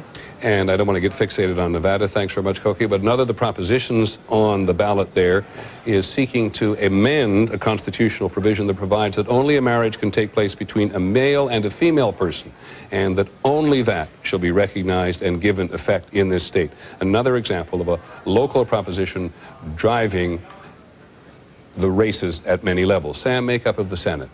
Well, Peter, the makeup of the Senate at the moment is 54 Republicans and 46 Democrats. At the moment, we have shown that net pickup of 1 for the Democrats. But they can pick up more seats. Missouri is still close to call. Michigan's still too close to call. We haven't gotten to Montana, very tight race there. We haven't gotten to Washington State, a very tight race there. It is still possible for the Democrats to pick up more seats, mathematically, but it's highly unlikely that they're going to take the Senate, Peter. Thank you, Sam. Just take a look at the big picture as it is now. I remember the old days when the click, click, click of the popular vote went on all the time, but the popular vote now shows with 48% for Mr. Gore and 49% for Mr. Bush. And here on the big map, you see those states: Florida, West Virginia, Arkansas, Iowa, Wisconsin, Colorado, Arizona, and Nevada still close to call and yet to be heard from. Oregon and Washington and California and, of course, Hawaii. We'll be right back after your local station checks in with the local results.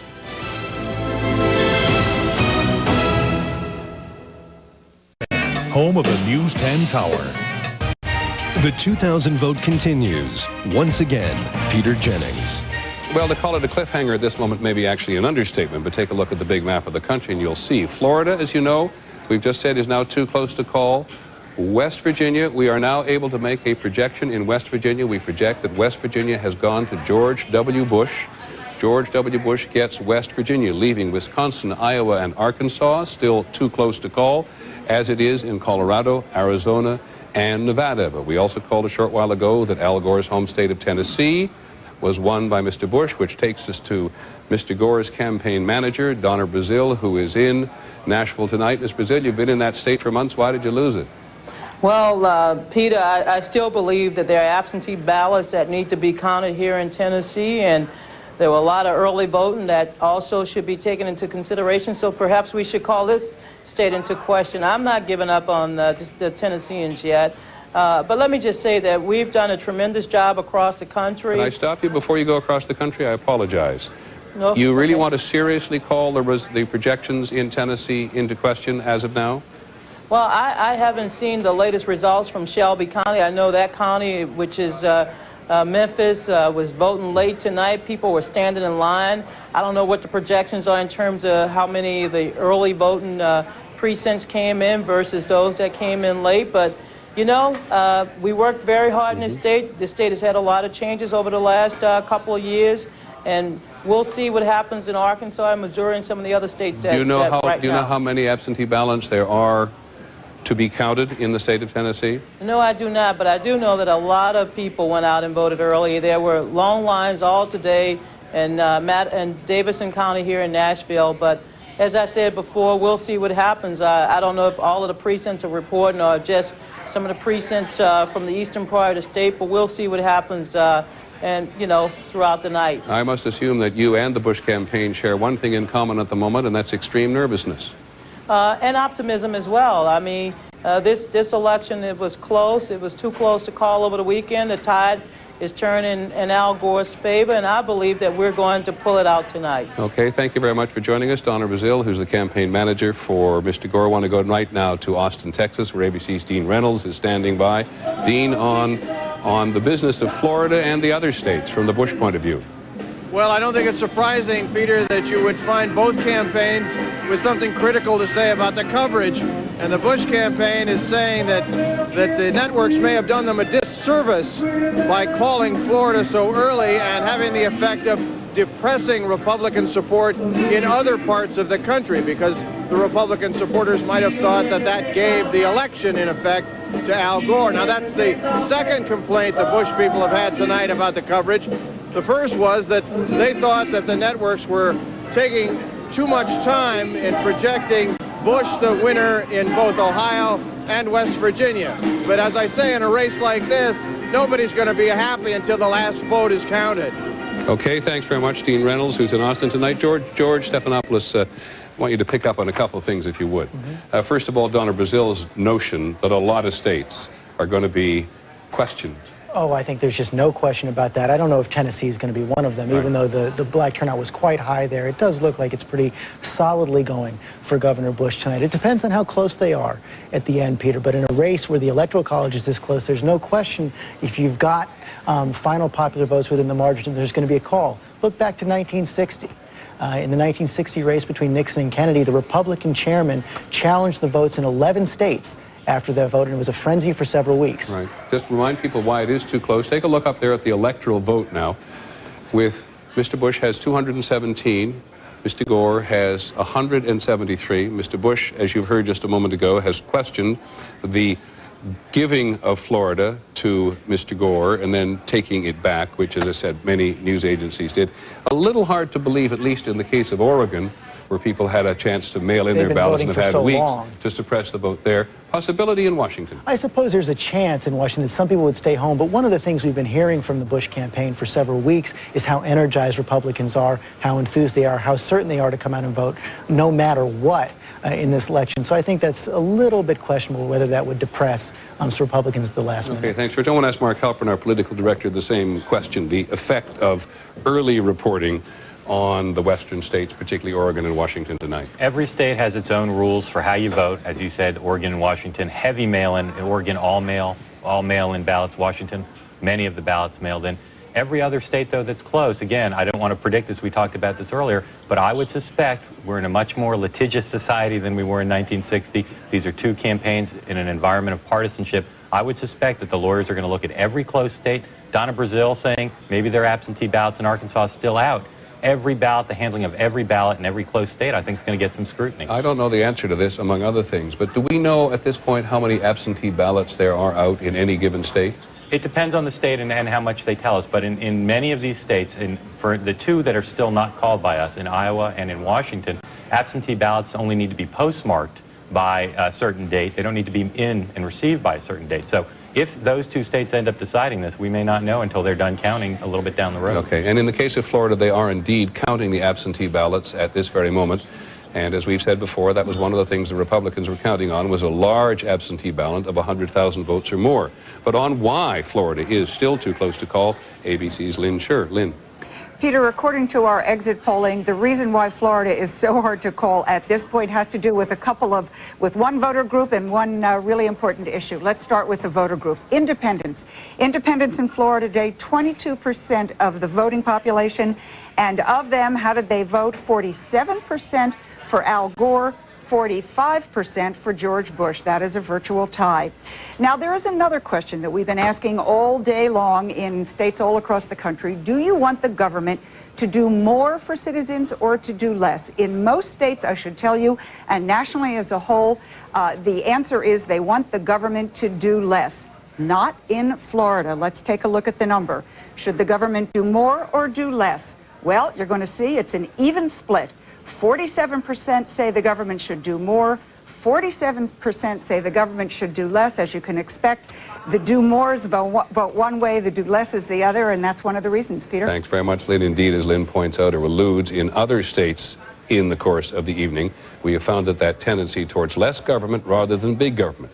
Big campaign message for George W. Bush all the time. Al Gore is for big government, bigger than Bill Clinton. And it was something from which Mr. Gore did not effectively fight back, as you see reflected in the exit polls this evening.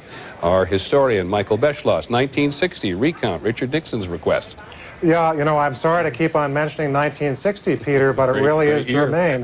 In 1960, you know, John Kennedy won the election, won the Electoral College because of two states, Texas and Illinois. 26,000 vote margin roughly in Texas, about 8,000 votes in Illinois. Richard Nixon felt that there had been vote fraud in both places and was thinking of challenging the results of the election. He met with John Kennedy a couple of days later. Kennedy's first comment was, well, Dick, we really don't know who won the election, do we? And Nixon thought about a recount, talked to Dwight Eisenhower, realized that it would put the country through much too much of a trauma to do that.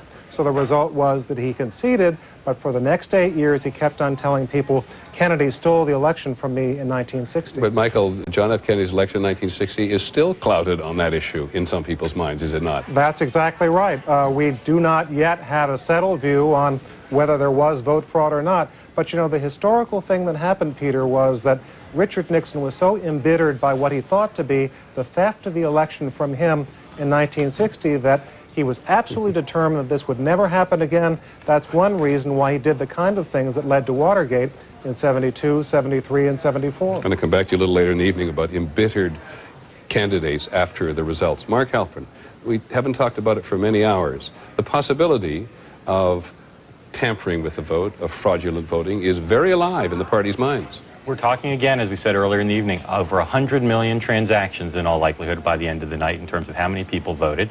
There are mistakes made. All of us know when you go and vote, sometimes there's something wrong. That's just accidents. Every election, there's some sort of fraud. It may not be, almost certainly, I would say, not directed by the two presidential campaigns, but you've got local races where people are trying to help themselves. It goes on all the time in American politics. This time, unlike 1960 again, I think the lawyers will want to at least take a look at it. A slight flaw in the great democratic experiment. Thank you very much. We'll be back to continue our coverage of election 2000 in just a moment. Take the ABC News American Election Challenge. Which president was elected with the largest percentage of the popular vote? Lyndon B. Johnson, Bill Clinton, John Kennedy, Thomas Jefferson. In a moment, the answer. This ABC News special is being brought to you by Dodge. What's happening in West Virginia tonight, and why has Mr. Bush picked it up? Right, you're absolutely right, Peter. 5 out of 6 of the last elections, it's gone Democratic. There's 2 ways to look at it. I want to tell you about the religious right. Almost a third of the vote in West Virginia today. You could say, you should say, we will say George Bush won that vote. He won it very well, 67%. Another way to look at it, though, is that Al Gore actually lost the religious right. Let's take a look at the numbers. Of those members of the religious right in West Virginia today, Al Gore, well, first let me show you why. Bill Clinton, 4 years ago, got 37% of the religious right. He didn't win it. He got 37%. Today, Al Gore only got 29%. So as I say, you can look at it by saying that Al Gore simply didn't do as well as he should have or as well as done in the past. Peter? Okay, thanks very much. Lynn, to Cokie Roberts on switch seats in the House. Well, we're trying to keep a tally, Peter, of the people who have actually won in the House of Representatives tonight, and some of them are people who had won coming into tonight. We know that it's 223 Republicans, 210 Democrats. So far, 162 Democrats have won tonight, 186 Republicans, and that is a switch. Democrats taking 2 Republican seats, Republicans taking 3 Democratic seats, so the Republicans are up 1. Let me tell you about one of those seats, though, because it makes a very interesting point. It's in Virginia. It was an open seat, a Democratic seat that the Republican Ed Schrock has won over Democrat Jody Wagner. And the reason it's interesting is that the Democrat quit that seat because he saw that the state legislature had gone overwhelmingly Republican. He expected to be redistricted out of that seat come next time around, and he decided just to hang it up. Now it's a Republican seat, and that's going to be going on around the country next year as you see the census kicking in and redistricting taking place.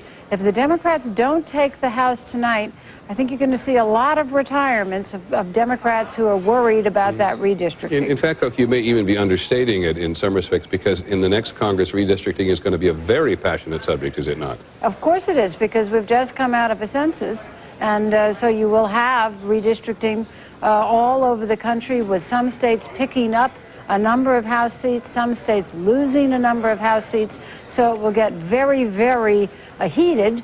And I think that you're likely to see some senior Democrats who can be counted on to be reelected and reelected and reelected quitting rather than face that redistricting. Okay, thanks very much. President Clinton let it be known a short while ago that he's not going to have anything to say about the election until he goes back to Washington, I think, tomorrow. John Cochran is in Washington tonight. John, you've been out on the campaign trail for much of the year, and you've been looking at the returns tonight. Where do you see Clinton fatigue? In terms of seeing Clinton fatigue, the story really is where you don't see it. It looks like Al Gore was right, for example, in the state of Michigan, not to let President Clinton go into Michigan, even though Michigan state candidates said, send in Bill Clinton, let's energize the Democratic vote. Let's get the base out there. Al Gore said no, and Al Gore won Michigan. Looks pretty good. Thanks very much, John. An anecdote from an ABC News colleague of ours, David Murphy, a graduate student in San Francisco, was now driving north of San Francisco in order to cast his ballot. He sends us a message to say, after watching and listening to the returns, he felt it crucial that he cast his ballot regardless of the distance. And if traffic isn't too bad, he and others hope to get there 10 minutes before the polls close. When we come back, we'll ask Lynn Sherr why Mr. Gore lost in Tennessee.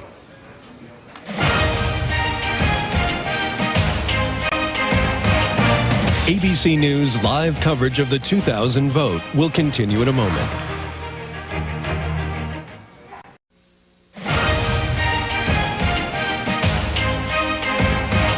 ABC News live coverage of the 2000 vote continues from New York. Once again, Peter Jennings.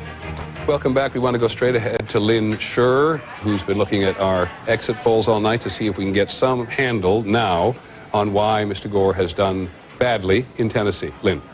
His home state, Peter, and an awful lot of people were thinking he really ought to be winning it. What we've discovered is that Tennessee is, the vote is pretty much split equally between Democrats and Republicans. Those who made the difference politically were the independents. 23% of the vote in Tennessee today. Let's take a look at how they split. Independent voters in Tennessee, 55% for George Bush, only 38% for Al Gore. So clearly he lost that very important independent vote, which is what put Mr. Bush over the top. One more thing I want to tell you, Peter, we had a question on the exit poll that asked folks how important was it to them that Al Gore is from Tennessee. Only 31% said it was important. 67% said it simply didn't matter. Didn't matter that he was from Tennessee. Didn't matter. I should hope not. That it doesn't matter that he's from Tennessee. But John Yang is down at Gore headquarters in Nashville, Tennessee. John, your latest intelligence? Well, Peter, I tell you, they still have not given up hope on Florida. They're saying that pointing out the returns from Palm Beach County and Broward County are slow coming in. That's in the southeastern corner of the state, an area they consider a Democratic stronghold. They very much want Florida in their column. For the last couple of weeks, they've been saying if they could run the table, to use a pool term of the three big states, Pennsylvania, Michigan, and Florida, they thought they could win the election. Talking about Tennessee a little bit, even though they spent a lot of time here and they are clearly, I think, embarrassed that the vice president has not won his home state, it was never a state in the closing days that they felt very confident about. A couple of aides, when I was talking to them about various scenarios of getting to 270, a couple of them acknowledged that they could do it without Tennessee. Okay, John, thanks very much. First time tonight we've seen John Yang. He's been on the Gore campaign for months and months and months. We'll come back to you, but let's go to Dean Reynolds, who is at Austin in Texas. Dean, intelligence from there. Well, Peter, of course, they're now doing a lot of new math on the Electoral College, and they're factoring Florida in here at the Bush campaign. I have to point out, though, that just a couple of days ago, they were forecasting very confidently 320 votes or more, and one Bush aide today told me that he thought they'd get at maybe as high as 340. So what has been called triumphalist theater that the Bush people were engaging in the last couple of weeks by exuding this air of confidence may actually have been true. They should be pretty nervous over there tonight as they watch the last few states come in. Dean, you pointed out earlier in the evening that the people have showed up here outside the State House very early, and they've stayed. Who showed up? Well, they're uniformly Bush supporters and Republican supporters. They were very wildly cheering for Kay Bailey Hutchison, who has been reelected this evening, and they have been in this sort of seesaw of emotions. Earlier tonight, they were rather subdued, and then again within the last hour, when Florida went back up on the table, it's become very exciting here in Austin, even though it's snowing. Thank you, Dean. Reminder, of course, that Governor Bush reelected in Texas, very popular governor in Texas. His election, his record in Texas under enormous attack throughout the campaign, but a great many people showing up there tonight to support him. Now, on this subject of going west and trying to put together the 270, we haven't talked yet about California. I think at the moment, or at least not at the moment, I should say, based on the closing polls of the campaign, we think California is going to go to Mr. Gore. Do you have any doubt about it at the moment? I don't, Peter, and obviously if it doesn't, then this game is academic. It is George W. Bush will be the next president. But, you know, he did make quite an effort in the state of California. He visited there in the last week. He spent an awful lot of money on TV, a couple $1 million on TV towards the end. The George W. Bush campaign seemed to have made a deal with the Republican Party in California. If money was raised in California, it would be spent in California. And that also had a double effect. As Cokie knows, there were a lot of House seats, vulnerable House seats in California, so the fact that George Bush made an effort there could have helped them. At least he would try. Okay, Cokie Roberts on the subject of California, but first let me just tell people it was our intention to go off at 11 Eastern time to give local stations a chance to catch up with all of their races. We're going to stay on, obviously, because this is so close now, and we hope to get some sense of what's going on in Oregon, Washington, and California, not to mention Nevada, Arizona, and Colorado before long. So we will stay on. We'll not be going off at 11 o'clock Eastern time. Cokie, California. Well, California, the Republican Party in California in recent years has been in terrible trouble. It's the only big state with a Democratic governor, and there have been propositions on the ballot over the years that have had the effect of alienating Hispanics and Asians, and so Republicans have had a tough time, and both George Bush Sr. and Bob Dole abandoned California in their presidential bids, giving up on it. So George W. Bush hung in there, stayed there, and spent a lot of money there, scaring at least one Democratic incumbent congressman, and trying to shore up several Republicans. There's an open Republican seat that could easily go Democratic, and there are 3 Republican incumbents that could be defeated by Democrats, and Bush was trying to stop that from happening, and he might have. We don't know yet. And Sam Donaldson, I would say to you in California that one of the Republicans who's not popular with the party is former Governor Pete Wilson, who denied illegal immigrants opportunity to share in the full benefits of the social welfare of the state.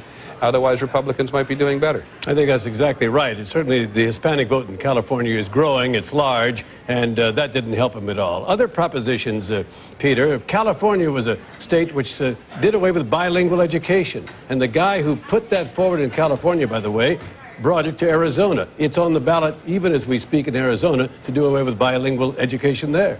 Thank you, Sam. Let's go to Mrs. Clinton's headquarters here in New York City, where Mrs. Clinton, who we long ago projected had won the Senate race in New York to replace Senator Daniel Patrick Moynihan, who's there on her right, who's retiring. And there, of course, is her husband and her daughter with them as well. New York, so we'll get to her just as soon as she's ready. And she would be the first lady to ever win public office. Rick Lazio in the New York Senate race. Well, it looks like California candidates could set records this year for the number of million-dollar campaigns. What I meant was the first lady. Did I say the first lady? No, the first. Okay, that's what I really meant. First lady to win office. All right. So anyhow, leaving the White House. Getting back to this, the candidates are fighting for control of Congress, but term limits, inflation, and a healthy economy is also credited for the extra. For an awful long time in the direct mail. I believe she'll probably replace him.